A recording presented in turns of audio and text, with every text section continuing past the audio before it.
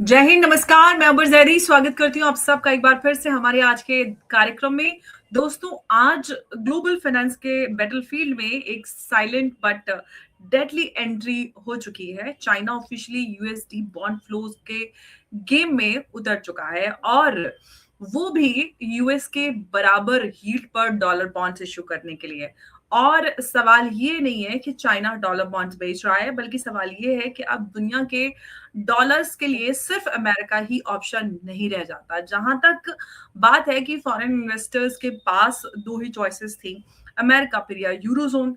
और आज वहां चाइना ने सीधे अमेरिका को चैलेंज दे डाला है। और अगर ये ट्रेंड पूरी तरह से मीनिंगफुल स्केल पर ग्रो करता है, तो क्या सिर्फ चाइना का जो फाइनेंशियल मूव ये वही होगा, बल्कि ये कहें कि अमेरिका का जो फिस्कल डोमिनेंस है उस पर भी चाइना का ये डायरेक्ट स्ट्राइक के रूप में देखा जाएगा। इसको विस्तार से हम समझेंगे और बात करेंगे उमेश जी के साथ। उमेश जी, बहुत स्वागत है आपका। जय हिंद, नमस्कार। जय सिया राम अंबर जी। जय सिया राम। उमेश जी, अब बात सोचने वाली है कि अमेरिका जो है हर साल ट्रिलियन डॉलर्स डिफिसिट चला रहा है और फॉरेन कैपिटल के जो भरोसे जो है ट्रेजरी बॉन्ड्स और ये सारा कुछ वो बेचता भी है। और दुनिया डॉलर इसीलिए खरीदती है क्योंकि मतलब इसके अलावा कोई और ऑल्टरनेटिव है नहीं। लेकिन अब पहली बार हिस्ट्री में फॉरेन इन्वेस्टर्स के सामने एक नया ऑप्शन खुल गया है, वो भी डॉलर जो है चाइना में इन्वेस्ट करो, अमेरिका में नहीं। तो ये जो है बड़ी इंटरेस्टिंग स्थिति आज यहाँ पर बनकर आ गई है। लेकिन अब सवाल ये है कि अगर चाइना इस तरह से क्वाइटली यूएस के ग्लोबल फंडिंग मॉडल को अंडरमाइन करता है,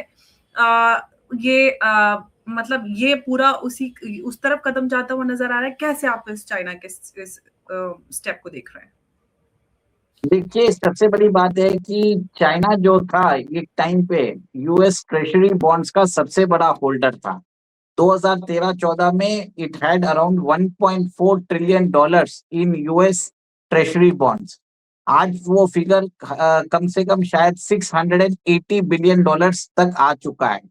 और इस बीच क्या हुआ है, इस साल में जो चाइना के पास जो ट्रेड सरप्लस है वो 1.2 ट्रिलियन डॉलर्स हो चुका है।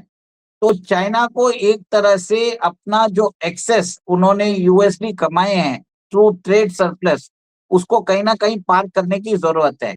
इसके लिए अब चाइना क्या सोच रहा है कि वो जो यूएस डॉलर्स उसके पास पड़े हैं उसको वो एक तरह से यूएस ट्रेजरी बॉन्ड्स में कन्वर्ट करके वो बेचना चालू कर दे। और उन्होंने उसी टाइप के जो इंटरेस्ट रेट्स हैं, उन्होंने अट्रैक्टिव इंटरेस्ट रेट्स देना भी चालू कर दिया है।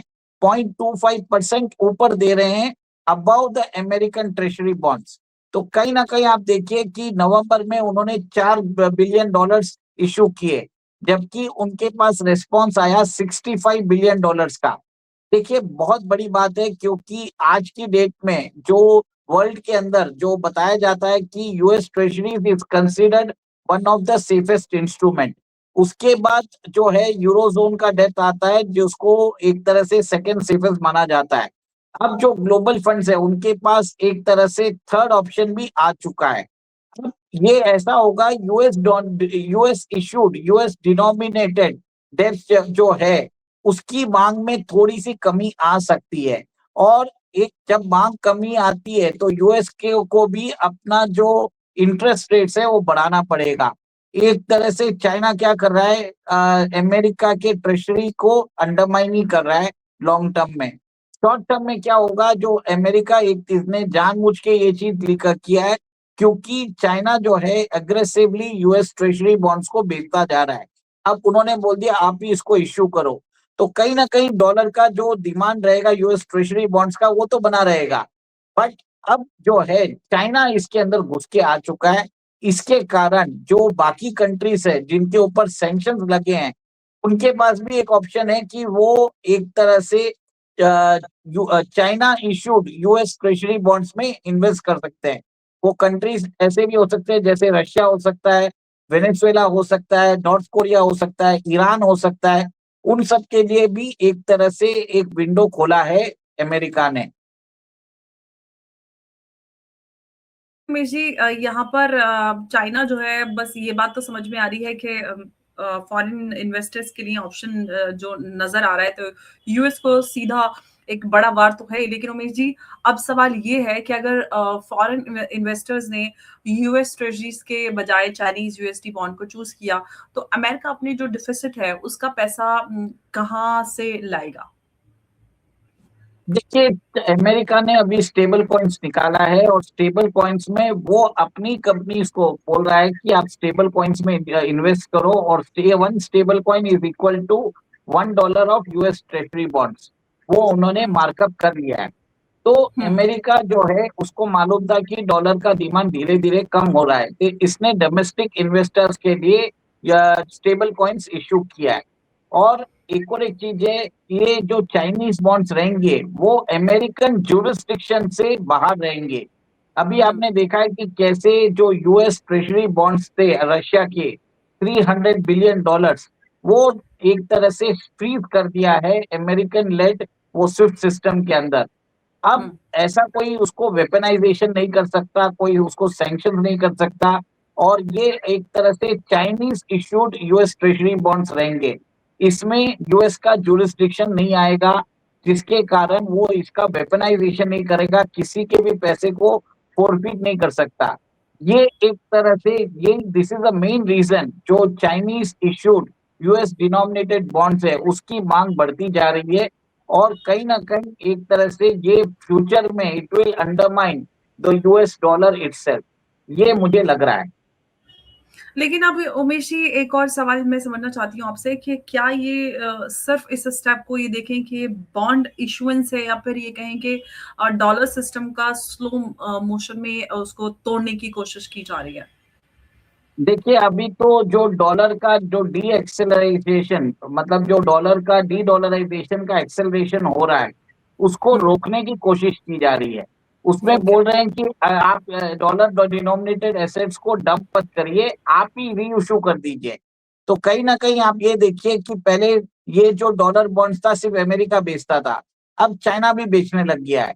तो कहीं ना कहीं अब चाइना क्या कर रहा है, 25 बेसिस पॉइंट एक्सेस दे के उसको एक तरह से पॉपुलर कर रहा है।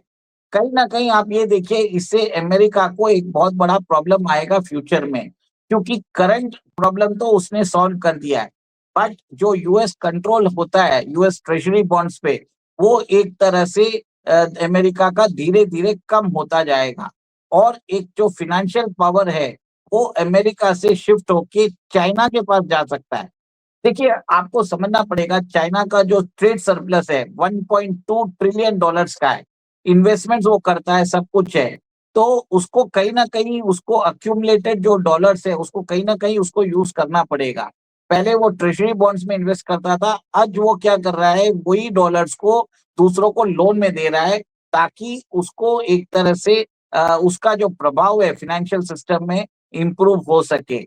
इसमें ये भी समझ लीजिए, यूनाइजेशन जो चाइना ट्राई कर रहा था वो एक तरह से ड्रामेटिकली फेल हो चुका है, क्योंकि चाइना पिछले 10 साल से इंटरनेशनलाइजेशन ऑफ युआन की कोशिश कर रहा है, फिर भी इतना उसका ट्रेड डेफिसिट, ट्रेड सरप्लस होने से भी वो जो युआन है उसको पॉपुलराइज नहीं कर पाया। उसने ब्रिक्स की करेंसी में ट्राई किया, वो भी वहां पर भी वो एक तरह से चाइना जो है स्पेक्टेकुलरली फेल हो चुका है।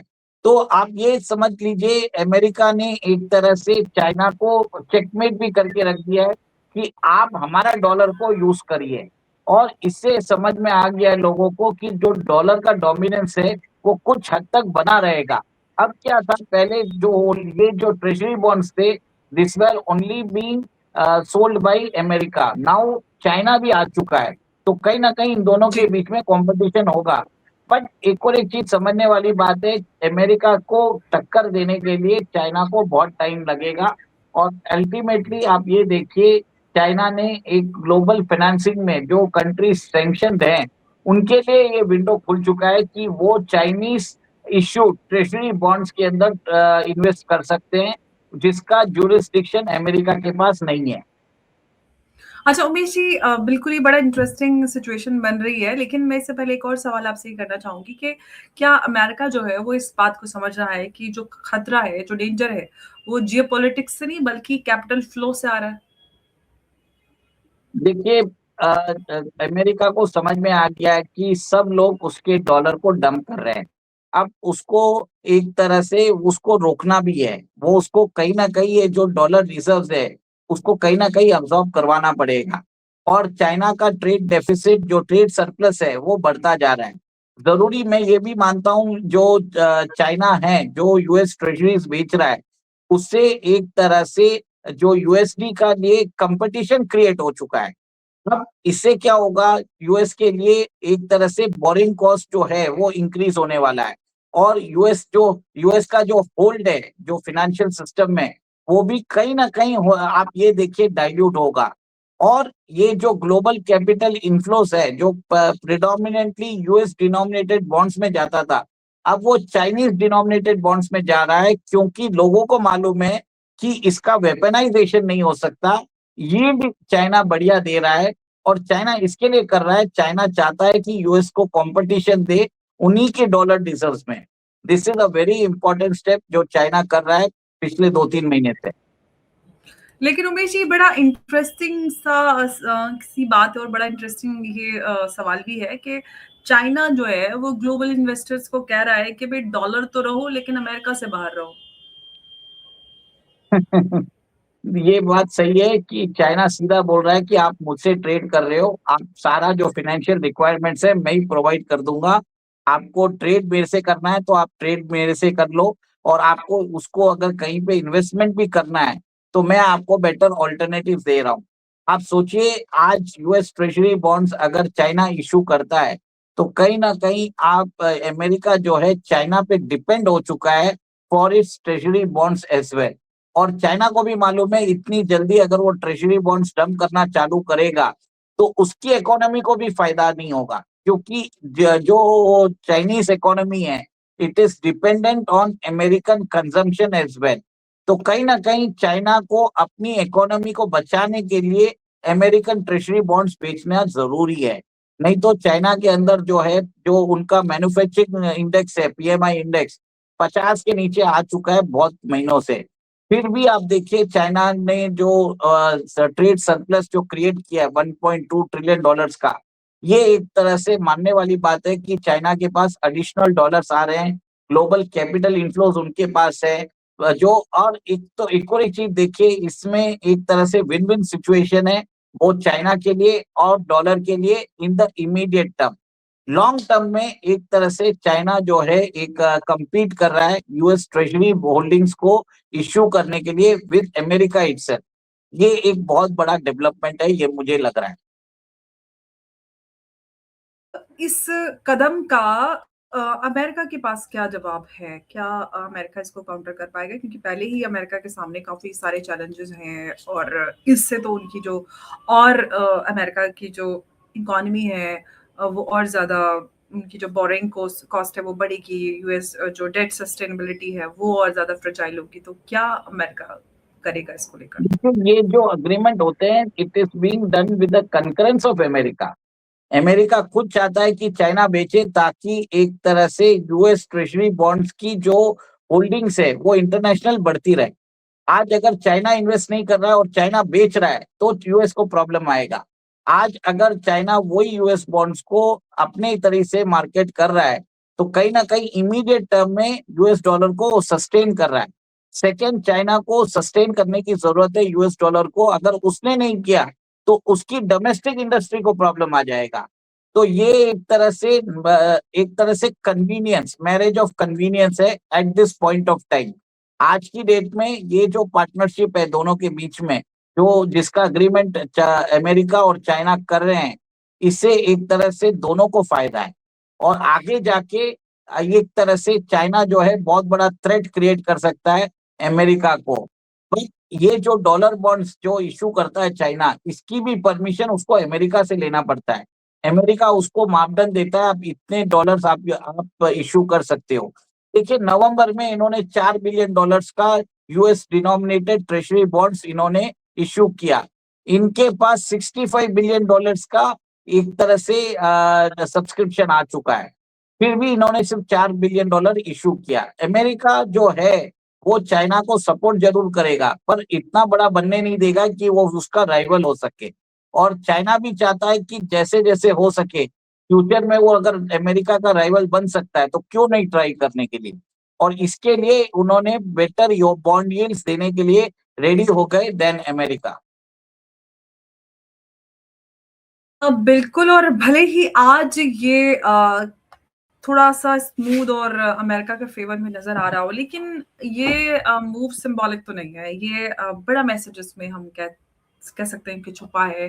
चाइना खुद को भी साबित करने की कोशिश कर रहा है कि अब हम सिर्फ मैन्युफैक्चरिंग या ट्रेड पावर नहीं, बल्कि कैपिटल मार्केट का ऑल्टरनेटिव आर्किटेक्चर भी हम बना कर दे रहे हैं दुनिया को। और अगर डॉलर चाइना के बॉन्ड में जाने लगे तो अमेरिका की जो बोरिंग कॉस्ट है वो बढ़ेगी, और यूएस डेट सस्टेनेबिलिटी है वो फ्रजाइल होगी, और साथ ही अमेरिका का जो ऑटोमेटिक प्रिविलेज है वो खत्म होना शुरू हो जाएगा। तो ये हमें याद रखने की जरूरत है कि सुपर पावर्स जो हैं अक्सर वॉर से नहीं बल्कि कैपिटल से हराए जाते हैं, और यहाँ पर वो हम बनते हुए जो इक्वेशंस है वो बनते हुए नजर आ रही हैं। अगर दुनिया का जो डॉलर को लेकर अमेरिका से के अलावा कोई और सेफ पार्किंग मिल जाती है तो ये तो चाइना की जीत नहीं होगी, बल्कि ये कहेंगे कि ये US centric global financial order का कि गिरने की ये शुरुआत होगी, उसके अंत की शुरुआत हो सकती है। क्योंकि डी डॉलराइजेशन को लेकर अमेरिका बहुत समय से काम कर रहा है, अपनी करेंसी को बढ़ाने की काम के ऑप्शंस भी वो ऑफ कोर्स आगे बढ़ा रहा है। तो यहाँ पर ये सवाल ये नहीं है कि चाइना क्या कर रहा है, बल्कि सवाल ये है कि अमेरिका की जो फाइनेंशियल उसके लिए चैलेंजेस बनते हुए हमें नजर आ रहे हैं कि अमेरिका उसके लिए तैयार है। ये बड़ा सवाल है। और उमेश जी, बहुत धन्यवाद आपका इस अहम चर्चा में हमारे साथ जुड़ने के लिए। नमस्कार, जय हिंद, जय भारत। जय सिया राम। जय सिया राम उमेश जी, बहुत धन्यवाद आपका। बहुत